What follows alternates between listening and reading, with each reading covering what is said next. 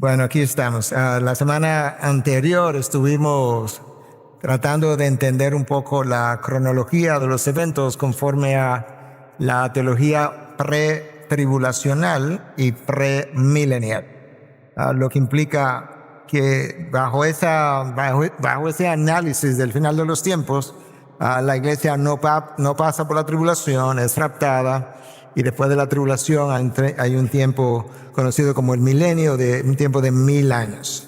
Yo voy rápidamente a ver la gráfica última que vimos para entonces comenzar a hacer algunas comparaciones con otras posiciones distintas. Entonces, en esencia, esta fue la última gráfica. Entonces, tú tienes ahí la era de la iglesia, ahí donde está, en el ahora, pero no todavía. Y ese tiempo no sabemos cuánto más va a durar, pero va a llegar a su fin. Entonces, en ese momento, nosotros vamos a ver que el rapto de la iglesia, al final de ese tiempo, y anterior a la tribulación, la iglesia es raptada. Nosotros vimos esa clase, vimos los pasajes y todo lo demás. Entonces, eso da inicio a un periodo que ha sido conocido como la tribulación o la gran tribulación, de acuerdo a Daniel, 7 años de duración, durante los cuales, vamos a estar viendo eso más adelante, Dios está haciendo desbordar su ira sobre el planeta, y el libro de Apocalipsis es bastante gráfico con relación a este tiempo. Durante la tribulación nosotros tenemos la figura del anticristo que está haciendo y deshaciendo, por así decirlo, a un personaje que va a lograr que el mundo se vaya tras él, un personaje con un gran poder con gran carisma, logra que la gente le siga, convence a la gente, hasta que a mitad del camino, a mitad de los siete años, de acuerdo a lo que Daniel revela, él parece rebelarse, invade a Israel, invade el templo de Israel, y entonces durante todo ese periodo de la tribulación estuvimos viendo cómo Dios está trabajando intensamente en la nación judía, y vimos los 144,000 testigos, ¿verdad?, que son 12,000 de cada tribu de Israel. Vimos los 2 testigos que algunos identifican o les hace pensar en Moisés y Elías, 2 testigos durante la tribulación que Dios va a sellar, nadie puede ponerle la mano, nadie puede quitarle la vida, hasta que en un momento dado ambos son muertos y dejan sus cadáveres ahí para que el mundo lo vea, y luego de 3 días de estar ahí como en las calles, estos 2 individuos que no sabemos quiénes serán, pero por la manera que habla es como que quizás sea un Moisés y un Elías, o el Moisés y el Elías, porque habla de que tendrán poderes para parar la lluvia y que deje de llover como lo hizo Elías, y volver a convertir el agua en sangre y traer plagas sobre la tierra como Moisés hizo sobre Egipto. Entonces eso ha llevado a ese tipo de especulación. Entonces, durante la tribulación, Dios está como restaurando la nación de Israel. Vimos en el sermón del domingo pasado, y veremos en el sermón de un par de domingos, cómo parece ser que Dios va a avivar la nación de Israel en gran manera. Y entonces llegamos al final de ese periodo de la tribulación. Cristo regresa a la tierra para dar entrada al milenio. Al final anterior a la tribulación, con el rapto, los creyentes en Cristo resucitan, ¿verdad? No solamente se van los que están vivos, sino que los creyentes resucitan 7 años con Cristo. Durante la tribulación hay personas que mueren durante la tribulación, muchos que incluso llegaron a creer en Cristo, y eso vimos que resucitan al final de ese periodo de la tribulación, junto con los creyentes del Antiguo Testamento. Vimos un pasaje en Daniel donde habla que después de esa gran tribulación, muchos de los que duermen en la arena se levantarán otra vez, volverán a la vida, y de ahí es donde viene la idea de que parece ser que los creyentes del Antiguo Testamento se levantan en ese momento, justo antes de entrar al milenio. Eso da inicio a un periodo de 1000 años, donde Cristo viene ya, ¿verdad?, con aquellos que habían sido raptados. Este grupo de personas, ya sea al principio de la tribulación o al final, dependiendo de quién leas, son creyentes, recuerda, estuvieron delante del tribunal de Cristo para dar cuenta de todo lo que habían hecho, sea bueno, sea malo, y dijimos que eso es un juicio no para condenación, sino para recibir diferentes grados de recompensas que han sido prometidas de esa misma manera. Y se piensa que eso va a ocurrir antes de entrar al milenio y que esas recompensas serán traídas por Cristo justo a su regreso a la tierra. Hablamos de eso, pero vamos a ver un pasaje más adelante en el día de hoy y entramos al milenio. De acuerdo a Apocalipsis 20, todo esto lo vimos, de manera que voy como un poco rápido revisando la información ya entregada. Durante el milenio Satanás es atado, de acuerdo a lo que leemos en Apocalipsis 20, Cristo reina con vara de hierro, hablamos la semana anterior, de manera que se supone que será un periodo donde la justicia reinará, pero los hombres todavía tendrán la capacidad de en su interior continuar siendo pecaminosos. La pregunta es, ¿quiénes son ellos? Bueno, recuerda que con Cristo descendieron los que habían tenido sus cuerpos glorificados. Los creyentes que murieron durante la tribulación y que volvieron a la vida tienen cuerpos glorificados. Los incrédulos que quedaron vivos al final de la tribulación entrarían al milenio como tales, comienzan a reproducirse, comienzan a tener hijos por 1000 años. Dependiendo de la posición que aceptemos, algunos entienden que durante el milenio habrá mucha gente que recibirá al Señor, otros entienden que no. Entonces, al final de los 1000 años, Satanás es soltado atrás. Y de hecho, esa posición la tienen varias, o esa opinión la tienen varias posiciones. Satanás es soltado otra vez y logra poder, ¿cuál sería la palabra? Poder levantar, hacer rebelar a un grupo de personas incrédulas. Y entonces celebra una última batalla, la batalla de Gog y Magog, que lo vimos también en uno de los pasajes. Y finalmente Satanás ahí es destruido, y Satanás y el profeta, así como el resto de los incrédulos que son juzgados al final del milenio, van al lago de fuego. Es durante ese tiempo, al final del milenio, cuando ocurre el juicio de todos los incrédulos. Y es al final del milenio, de acuerdo a esta posición, donde ocurre la resurrección de todos los incrédulos. Los creyentes resucitaron. Antes, o al momento del rapto, aquellos que se fueron en el rapto con Cristo resucitaron en ese momento. Los creyentes del periodo de la tribulación y los creyentes del Antiguo Testamento, como vimos en pasajes distintos, son levantados al final de la tribulación y ellos entran al milenio con Cristo. Los incrédulos de todos los tiempos no han resucitado. Entonces el juicio entre el gran trono blanco, también vamos a ver eso más adelante, Dios mediante, se lleva a cabo aquí, donde dice juicio de los malvados, al final del milenio y antes de entrar a lo que llamamos el estado eterno. Nosotros vimos eso, lo estamos revisando porque ahora lo que vamos a hacer es, a través de cuadros comparativos, como ver otras posiciones.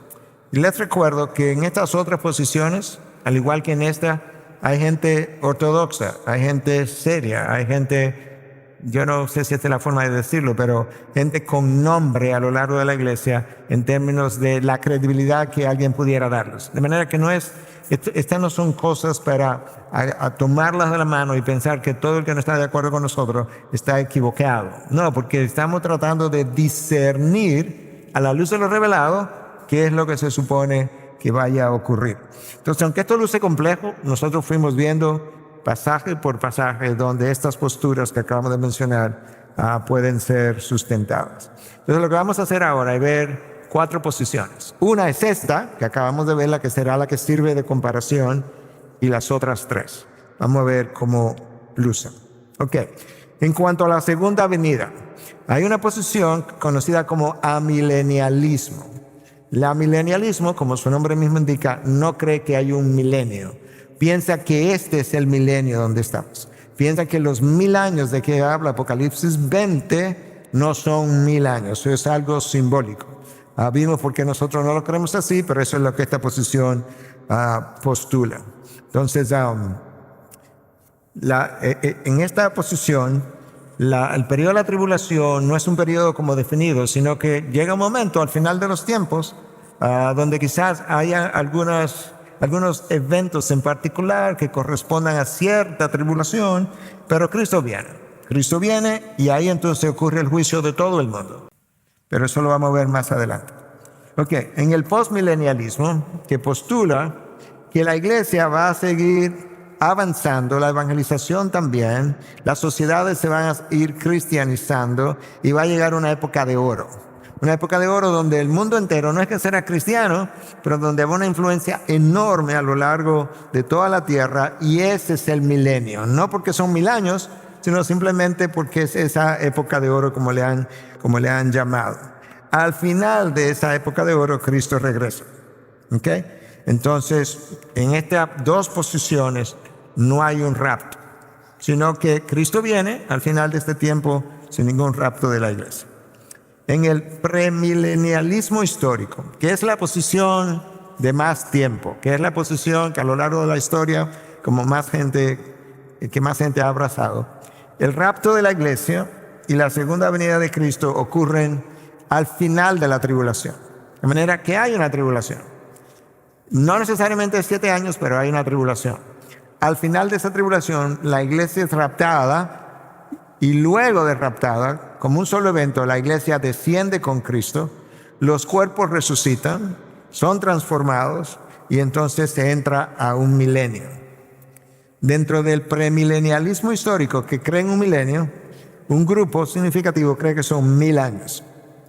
Y otro simplemente entiende que es un periodo de tiempo, X, relativamente largo, pero no necesariamente los 1000 años. Y el premilenialismo dispensacional, ya lo hablamos. Hay un rapto, 7 años, hay un regreso de Cristo y hay una entrada al milenio. Entonces eso en cuanto a la segunda venida de Cristo. En cuanto a la resurrección, ¿cuándo ocurre la resurrección de los muertos? Bueno, en el amilenialismo yo lo mencioné, hay una sola resurrección de creyentes e incrédulos y un juicio. Entonces, los creyentes están con Cristo, reinan con Cristo. Los cuerpos se levantan, se unen a sus almas de los creyentes y reinan con Cristo, pero no hay bajada aquí a la tierra. Ese reino está allá arriba.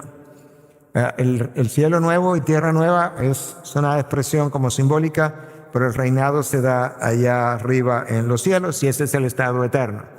En cierta medida es una posición que mucha gente le atrae porque como que es simple, no es tan compleja como la primera que presentamos. El postmilenialismo es muy similar. Una época de oro, al final de esa época de oro, Cristo viene. Y de nuevo, hay un solo juicio de crédulos e incrédulos, y también hay una sola resurrección en ese momento, y no hay bajada aquí abajo, no hay un milenio aquí debajo. Todo se queda allá arriba reinando con Cristo, cuerpos glorificados como tiene Cristo un cuerpo glorificado.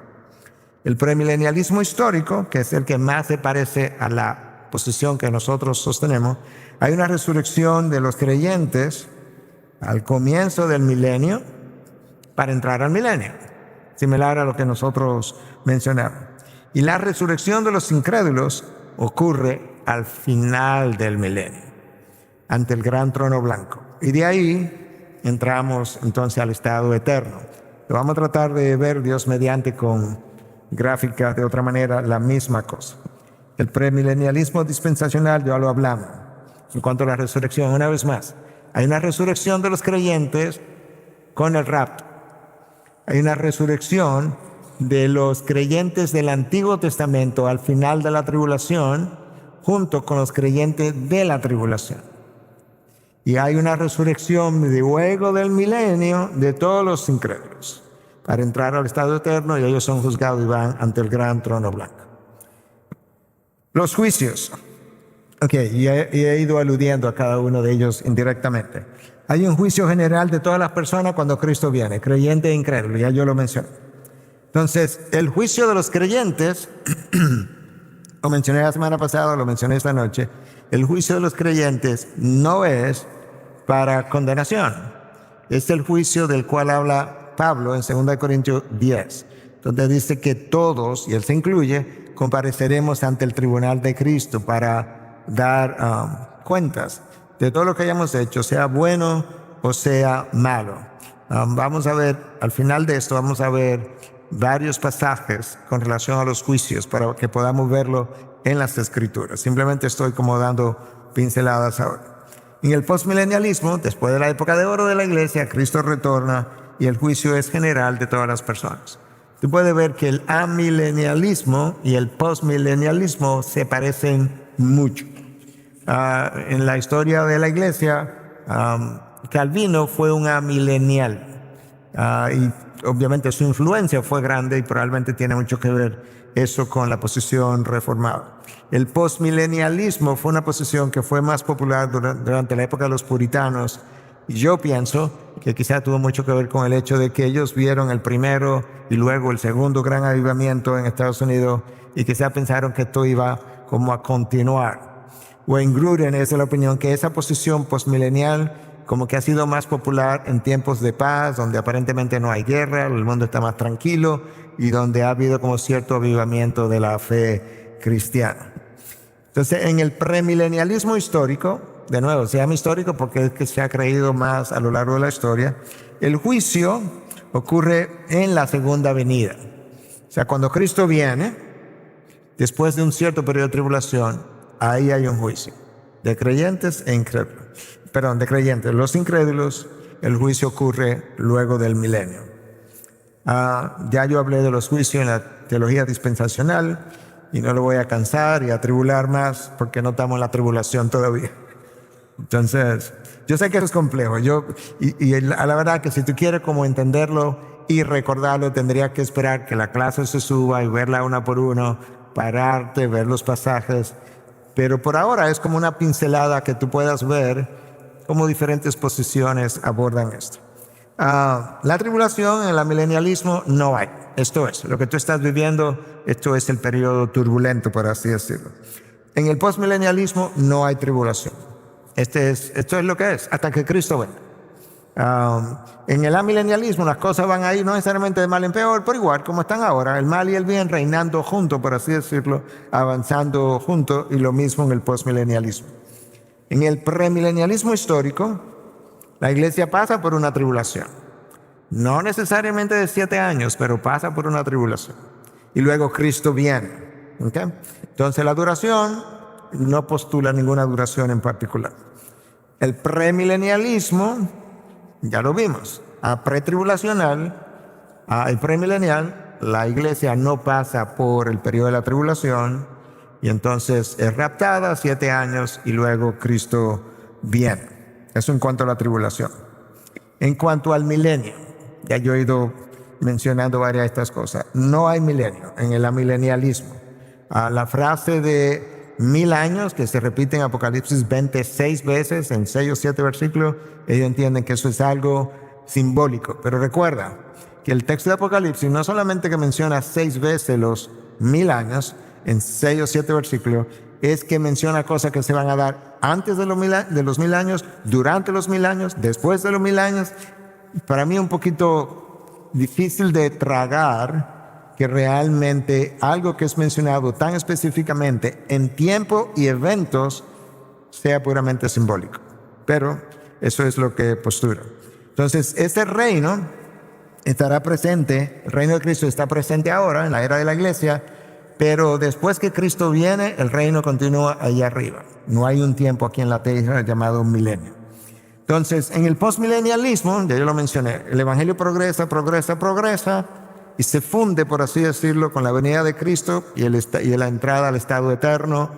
No hay milenio aquí abajo, no hay reino aquí abajo, es todo allá arriba.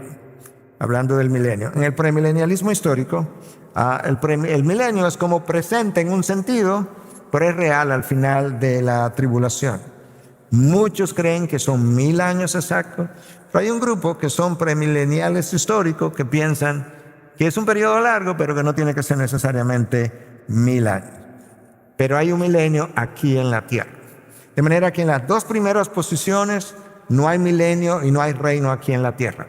En las dos próximas posiciones, premilenialismo histórico y premilenialismo dispensacional, lo podemos llamar premilenialismo pretribulacional y premilenial, hay un reino aquí en la tierra de 1000 años.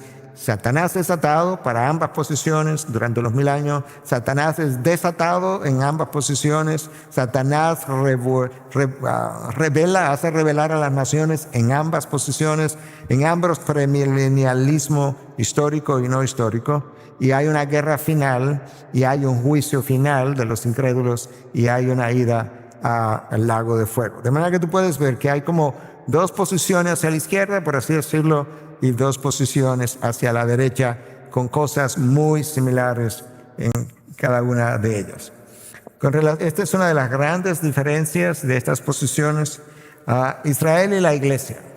En el amilenialismo, Israel y la iglesia son una misma cosa. De hecho, la iglesia es el Israel de hoy, el Israel espiritual.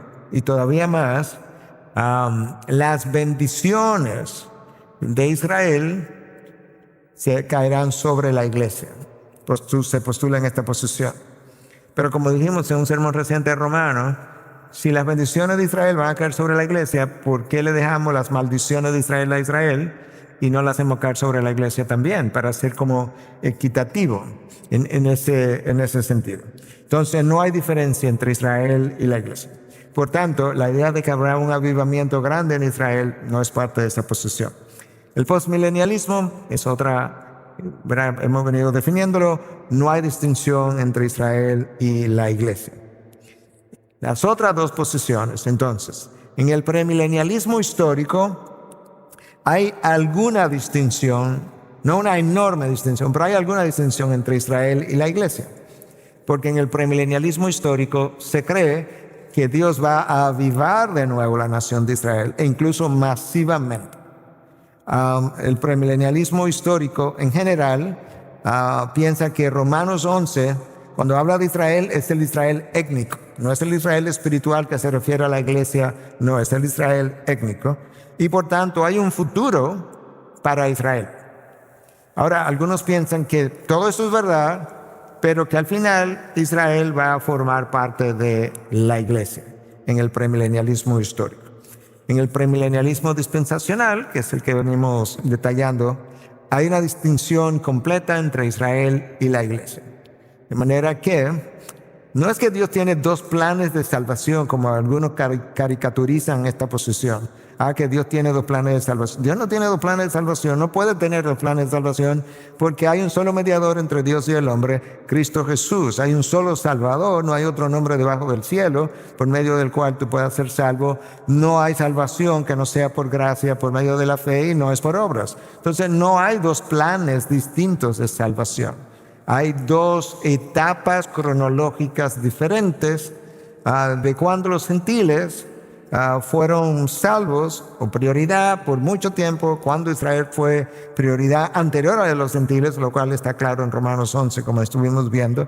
Y va a llegar un momento entonces donde Israel cobra prioridad otra vez, mucha gente de descendencia judía cree en el Señor, y luego hay, al mismo tiempo, como vimos el domingo pasado, el pueblo gentil, también es grandemente bendecido, Y Pablo dice, si cuando Israel rechazó al Señor, Romanos 11, del domingo pasado, si cuando Israel rechazó al Señor, los gentiles fueron bendecidos, ¿cuánto más será la bendición de esos gentiles cuando llegue la plenitud de Israel, la plenitud de aquellos que han de ser salvos también?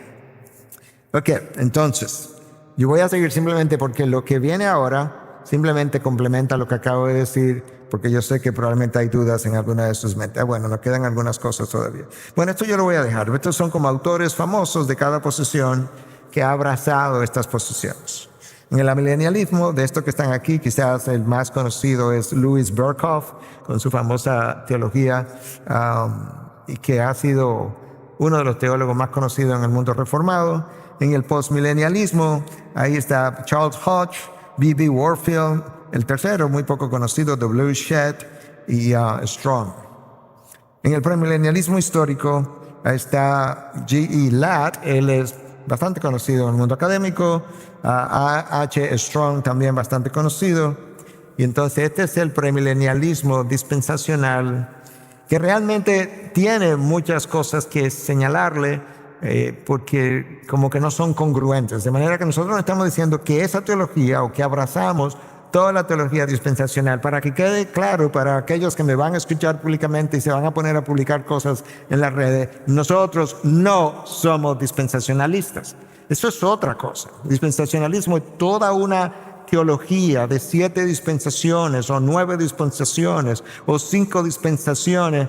No, nosotros estamos hablando de una escatología pretribulacional, premilenial, que encuadra bastante bien con múltiples aspectos de la escatología dispensacional. De manera que, de nuevo, para aquellos que son amarillistas en las redes sociales y luego ponen Miguel Núñez dice esto, como ha ocurrido recientemente, este es el título: Miguel Núñez no es dispensacionalista, si quieres un título, o la posición nuestra, pero es la escatología que te acabamos de explicar. Porque en la teología dispensacionalista incluso las bienaventuranzas ni siquiera se aplican para hoy. Las bienaventuranzas son las características del cristiano en el milenio. En la teología dispensacionalista el reino ni siquiera está inaugurado. Es un reino que se va a inaugurar en el milenio. Nosotros no queremos nada de eso.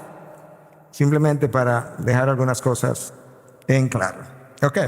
Entonces, esto fue lo que vimos, como la posición que nosotros hemos abrazado. Vamos a hablar un poquito de los juicios ahora, a la luz de la palabra de Dios, porque hablamos de juicios aquí, vamos a verlo ahora de otra manera. Ok. Hay un juicio sobre la tierra descrito en Apocalipsis. ¿Dónde está eso? Todos estos capítulos, del 6 al 18.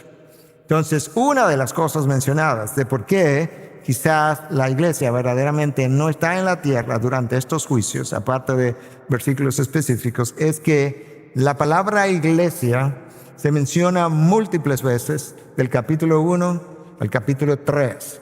Luego el capítulo 4 es la adoración de Dios Padre, el capítulo 5 es la adoración de Dios Hijo, y del capítulo 6 al 18 la palabra iglesia no se vuelve a mencionar.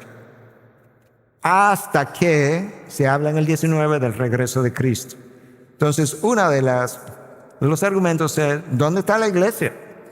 ¿Cómo es que este nombre se menciona tanto al principio, se menciona tanto al final, pero del 6 al 18, que es donde caen todos los juicios sobre la tierra, no se menciona? Entonces, esos juicios son descritos, yo no tengo el tiempo, ¿verdad?, para hacer eso, pero son descritos en términos de 7 sellos, 7 copas y 7 trompetas. Entonces, en Apocalipsis 5 y 6, ya lo mencioné, está la adoración del Padre, está la adoración, y en el 6, está en el comienzo de los juicios con los sellos. En Apocalipsis 5 hay una visión que Juan tiene, que Juan describe. Está el Padre sentado en el trono y está esta otra persona que en la visión Juan como que no está identificando quién es, pero hay un rollo que tiene 7 sellos. Y Juan está llorando porque evidentemente este rollo contiene la historia de la tierra, así se entiende, con sus juicios finales. Y de repente hay un ángel que viene del trono y le dice: Juan, para de llorar, que el cordero que fue inmolado, la raíz de David, ha sido encontrado digno de tomar el rollo y abrir sus 7 sellos. Entonces eso es Apocalipsis 5. Cuando tú pasas al próximo capítulo, Apocalipsis 6, comienza, por así decirlo, el cordero que fue inmolado a romper sello por sello. Y cada sello trae una descripción de juicios que en ese momento están cayendo sobre la tierra. Entonces Apocalipsis 6:1 comienza de esta manera: entonces vi cuando el cordero abrió uno de los 7 sellos y oí a uno de los 4 seres vivientes que decía con voz de trueno: ven.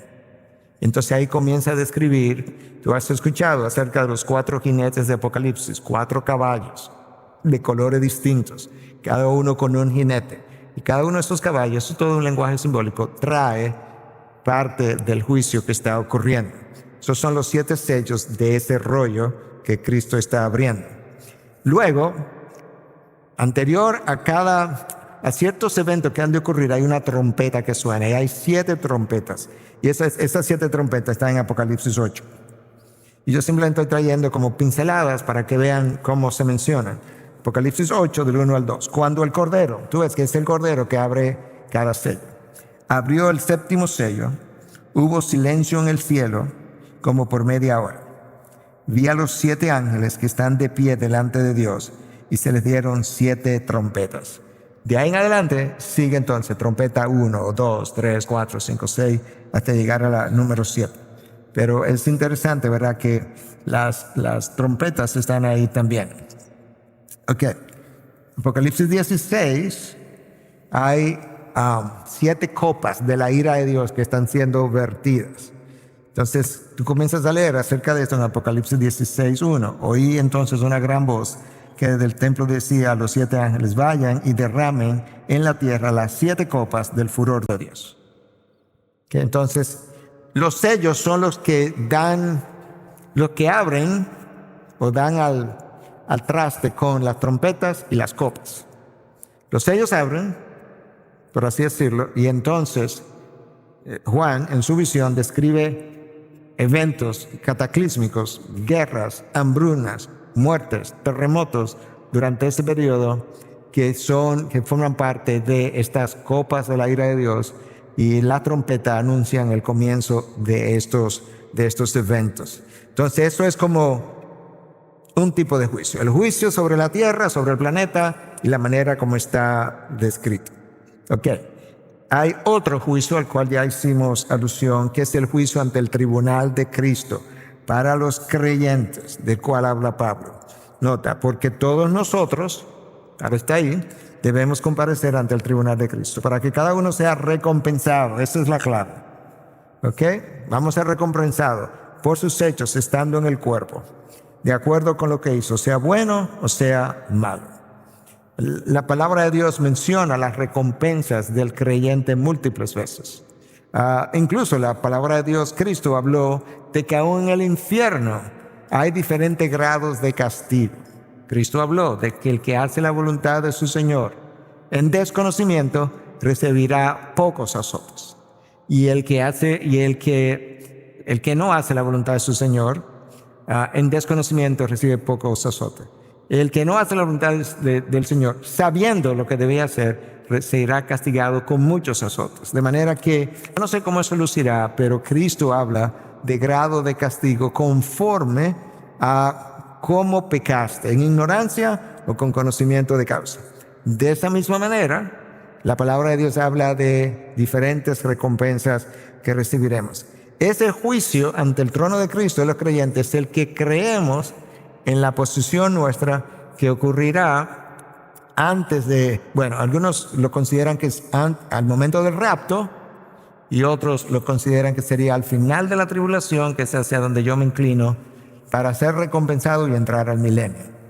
Entonces, hasta ahí vamos. Seguimos con esto. El juicio ante el tribunal de Cristo. Estamos con los creyentes todavía. Estamos aquí.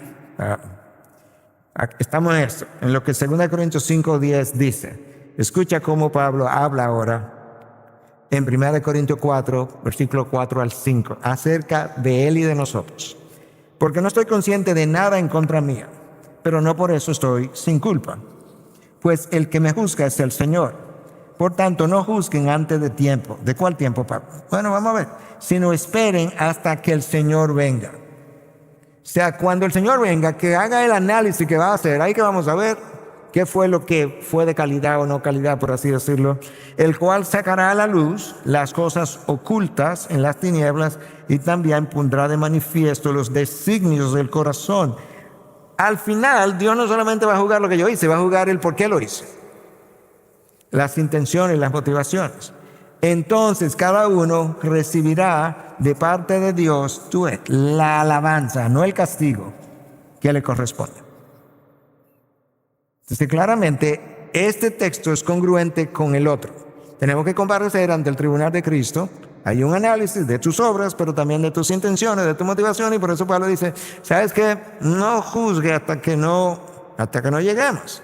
Él mismo dice, yo no tengo conciencia de que yo esté en pecado, pero yo no sé. Yo tengo que esperar que el Señor me juzgue y revele las intenciones de mi corazón. Eso de que recibirá de parte de Dios la alabanza que le corresponde es congruente con las recompensas a ser recibidas. Ok, 1 Corintios, todavía estamos en el mismo tipo de juicio ante el tribunal de Cristo. 1 Corintios 3, 12 al 15. Ahora bien, si sobre este fundamento alguien edifica con oro, plata, piedras preciosas, madera, heno, paja. Él está hablando de las cosas que nosotros hacemos, que estamos edificando nuestra casa. La obra de cada uno será evidente, si la hizo con paja o la hizo con oro, o la hizo con plata, porque el día la dará a conocer, pues con fuego será revelada. ¿Okay? El fuego mismo probará la calidad de la obra de cada uno. Otra vez, Pablo está hablando que mis obras tienen una calidad y eso va a ser probado al final. Eso va a ser traído a la luz. El fuego mismo probará la calidad de la obra de cada uno. Si permanece la obra de alguien que ha edificado sobre el fundamento, recibirá recompensa. ¿Ok? O sea, ¿qué es lo que se requiere para que yo sea recompensado al final? Bueno, que mis obras sean examinadas, Cristo la haya considerado de X o Y forma, y entonces aquí está, Miguel, tu recompensa. Si la obra de alguien es consumida por el fuego, no pasó la prueba, sufrirá pérdida de su salvación. No, escucha, sin embargo, él será salvo, así como a través del fuego. En otras palabras, este juicio no es para condenación. Este juicio es el juicio ante el tribunal de Cristo, ante el cual daremos cuenta todos para saber si fue bueno o malo. Entonces, si mi obra no fue hecha con las intenciones del lugar, para la gloria de Dios, Dios sabrá cómo eso juzga. Entonces, eso no contará para tu recompensa. Eso es lo que el fuego consume. Pero tú sigues salvo. Pero si tu obra se sostiene en el análisis, pues entonces recibirá mayor recompensa. Y Dios sabrá cómo hacer eso otra vez. Okay. Finalmente, el juicio ante el tribunal de Cristo. Todavía estamos en el mismo juicio. Apocalipsis 22, 12 y 13. Yo vengo pronto. O sea, esto tiene que ver con la venida de Cristo. Y mi recompensa está conmigo. Por eso es que esta posición, yo creo esto como bastante, o sea, creo esto con firmeza, será para entrar al milenio. Porque Cristo viene. Yo vengo pronto y mi recompensa está conmigo. En otras palabras, yo traigo mi recompensa. Para recompensar, valga la redundancia, a cada uno según su obra. Ahí está, claramente. Mejor dicho, de ahí es como, no, dame el micrófono y déjalo caer. Cada uno va a ser recompensado según su obra. Soy el alfa y el omega, el primero y el último, el principio y el fin. Yo creo que cada uno de esos pasajes que acabamos de mostrar apoya el mismo juicio de creyentes con recompensas variadas de acuerdo a cómo haya vivido y haya obrado. Ok, tercer juicio, el juicio de las naciones al final de la tribulación. Y este es como uno de esos puntos donde yo podría tomarlo o dejarlo, pero bueno, porque en esencia lo que este punto plantea en su forma más dispensacional es que hay un juicio al final de la tribulación, de las naciones por la manera como las naciones trataron a Israel durante la tribulación. Yo no voy a decir que no es así, no estoy convencido de que sea exactamente así, pero hay un juicio de las naciones porque la palabra lo avala. Entonces escucha cómo lo dice. Mateo 25, 31 al 33. Pero cuando el Hijo del Hombre venga en su gloria, obviamente tiene que ver con su venida este juicio. Y todos los ángeles con él. Apocalipsis 19 dice, él viene acompañado de los ejércitos de los cielos. Entonces él se sentará en el trono de su gloria. Bueno, si hay un trono es o va a reinar o va a juzgar. Y serán reunidas delante de él todas las naciones. ¿Ok? Entonces no hay duda de que las naciones van a ser juzgadas. Y separará a unos de otros, como el pastor separa las ovejas de los cabritos. ¿Okay? Y pondrá las ovejas a su derecha y a los cabritos a su izquierda. De hecho que Cristo habló en Mateo 25. Lo que dije hace un momento acerca de esto es que yo no estoy seguro que este juicio de las naciones ocurre al final de la tribulación versus al final del milenio, pero puede ser. No estoy seguro que las naciones están siendo tratadas de esa forma exclusivamente por la manera como trataron a Israel, porque las naciones tienen mucho pecado por el cual deben ser castigadas. Pero creo firmemente que hay un juicio a las naciones porque eso es lo que el texto dice. Y que cuando Cristo traiga ese juicio a las naciones, Él separará las ovejas de los cabritos. ¿Por qué? Porque en las naciones hay múltiples iglesias donde se congregan múltiples tipos de creyentes. No todo el que dijo que era una oveja era una oveja. Y entonces ahí Él separará las ovejas de los cabritos. Obviamente, las ovejas recibirán o vida eterna o su recompensa, dependiendo del tiempo cuando esto se dé, y los cabritos, bueno, pues irán a juicio para perdición. Y número 4, el juicio ante el gran trono blanco, al final del milenio. En la posición amilenial y postmilenial hay un solo juicio, de creyentes e incrédulos, y ocurre cuando Cristo viene. Simple, fácil de recordar. En la posición premilenial, no importa si es histórica o si es dispensacional, hay un juicio ante el gran trono blanco al final del milenio para los incrédulos. De manera que ahí estamos unidos. Hay mucha afinidad entre esas dos posiciones. Entonces escucha lo que Juan dice en Apocalipsis 20, del 11 al 15. Vi un gran trono blanco y aquel que estaba sentado en él. Recuerda que Cristo dice que todo juicio se le ha dado al Hijo, de cuya presencia huyeron la tierra y el cielo, y no se halló lugar para ellos. También vi a los muertos, grandes y pequeños, de pie delante del trono, y los libros fueron abiertos. Otro libro fue abierto, que es el libro de la vida, y los muertos fueron juzgados, esto es un juicio o un trono para juicio, por lo que estaba escrito en los libros, según sus obras. Obviamente no son libros literarios, lo que Cristo está diciendo. Hay un registro en la mente de Dios de todo lo que se ha hecho, de lo que cada uno ha hecho. Se va a revisar según sus obras. El mar entregó a los muertos que estaban en él. Entendemos nosotros que esto es al final del milenio. El mar entregó a los muertos que estaban en él. La muerte y el Hades entregaron a los muertos que estaban en ellos, y fueron juzgados cada uno según sus obras. La salvación no es por obra. El juicio o la recompensa es por obra. Nuestra recompensa es para entregar a cada uno su recompensa según haya obrado, según su obra. Y ahora Cristo está juzgando y dice que va a castigar según su obra. Y fueron juzgados cada uno según su obra o sus obras. La muerte y el Hades fueron arrojados al lago de fuego. Este es como el final. Esta es la muerte segunda, el lago de fuego. La muerte primera es la muerte física. Y el que no se encontraba inscrito en el libro de la vida fue arrojado al lago de fuego. Entonces ahora, Satanás, que había sido soltado y que salió a levantar las naciones contra Dios, él y todos los demás, y todos los muertos, y todos los demonios, todo el mundo va a este solo y último lugar denominado lago de fuego. Entonces eso es como que nos da una idea de diferentes juicios, diferentes momentos y los propósitos de dichos juicios. Ahora, esto es lo que voy a hacer por último, antes de tener algunas preguntas. Estas gráficas simplemente van como a simplificar. Esta fue una famosa gráfica que no salieron en una clase anterior. Simplemente van a simplificar cosas que ya dijimos, simplemente para seguir como subrayando. Amilenialismo, no tiene milenio, ¿ok? Esta es la era de la iglesia donde estamos. ¿Okay? Este es el aquí y el ahora. Al final de la era de la iglesia, Cristo viene. Aquí, ¿qué ocurre? La resurrección de todo el mundo. La resurrección de los creyentes, la resurrección de los incrédulos. Hay un juicio, hay un cielo nuevo y una tierra nueva, pero no es el milenio.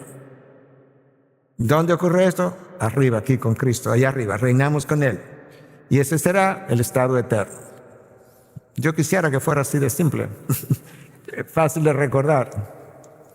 Pero a mí me parece que dada la complejidad de Dios, la mente compleja de Dios, lo complejo de todo lo que vemos revelado, que probablemente no es así de simple. Postmilenialismo, parecido. Estamos en la era de la iglesia y esa era de la iglesia es el milenio en sí mismo, pero avanza a una era de oro. Ya lo vimos. No hay tribulación, ni en el anterior ni en este. Al final de esa era de oro, Cristo viene. Cristo comienza a reinar. ¿Qué ocurre ahí? Lo mismo que en la posición anterior. Resucitan los creyentes, resucitan los incrédulos. Hay un juicio, cielo nuevo, tierra nueva. Estado eterno. No hay milenio y no hay nada aquí debajo. El reino es allá arriba. Esas son las dos primeras posiciones. Próxima posición. Premilenialismo, clásico o histórico.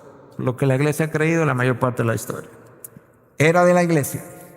Hay una tribulación de cierta duración, no sabemos. Hay un arrebatamiento o rapto, ahí está escrito, para estar con Cristo. Pero inmediatamente ¿verdad? Los creyentes suben y luego bajan con Cristo, que es lo que está simbolizado aquí. ¿Y qué pasa? Entramos a un milenio. ¿Dónde? Aquí abajo en la tierra. En el milenio Cristo está reinando, pero ese reinado de Cristo se extiende hacia el estado eterno, que es esto, que está aquí. Entonces, nota que al final del milenio hay una resurrección de los incrédulos y juicio. Eso es así en el premilenialismo histórico y es así en el premilenialismo dispensacional. El juicio de los incrédulos viene al final y aquí entonces pasarían al lago de fuego antes de estar entrado al estado eterno y entonces entramos a este lugar. Okay. Y esta es la gráfica un tanto más compleja de la posición que presentamos la semana anterior. Era de la iglesia, rapto, ahí los muertos resucitan, nosotros los creyentes subimos con ellos, 7 años con Cristo en los cielos, tribulación en la tierra, sus juicios, regresamos al final de la tribulación, hay un juicio de los creyentes para ser recompensado, Cristo trae su recompensa, cada cual recibe su recompensa, entramos al milenio, pero hubo gente que murió en la tribulación, que creyó, y esa gente resucitada al final de la tribulación para entrar junto con los otros creyentes al milenio. Pero en la tribulación no todo el mundo murió, los incrédulos entran al milenio, comienzan a reproducirse y al final hay una rebelión propiciada por Satanás que es desatado después que fue atado por 1000 años. Y ahí donde viene al final el juicio de los malvados. Y después de ese juicio que van al lago de fuego todos, entramos a la eternidad o al estado eterno. Eso es como la posición que presentamos la semana anterior y luego su comparación con todas estas posiciones. Yo sé que es mucha información en poco tiempo, pero hay una parte que ya se entregó la semana pasada y honestamente créanme que esto hay que verlo, estudiarlo, leerlo múltiples veces para que se pueda grabar. Si tú eres como yo, eso es lo que ha pasado conmigo. Porque tú te vas dentro de una semana y dices, ¿cuándo es que resucitan los creyentes, los incrédulos, los creyentes del Antiguo Testamento? ¿Y cuándo es el juicio de todos los incrédulos? Y se te confunde una posición con otra. Ok, yo creo que yo lo voy a dejar hasta ahí, porque realmente hasta ahí lo llevé para tener entonces algún tiempo de preguntas.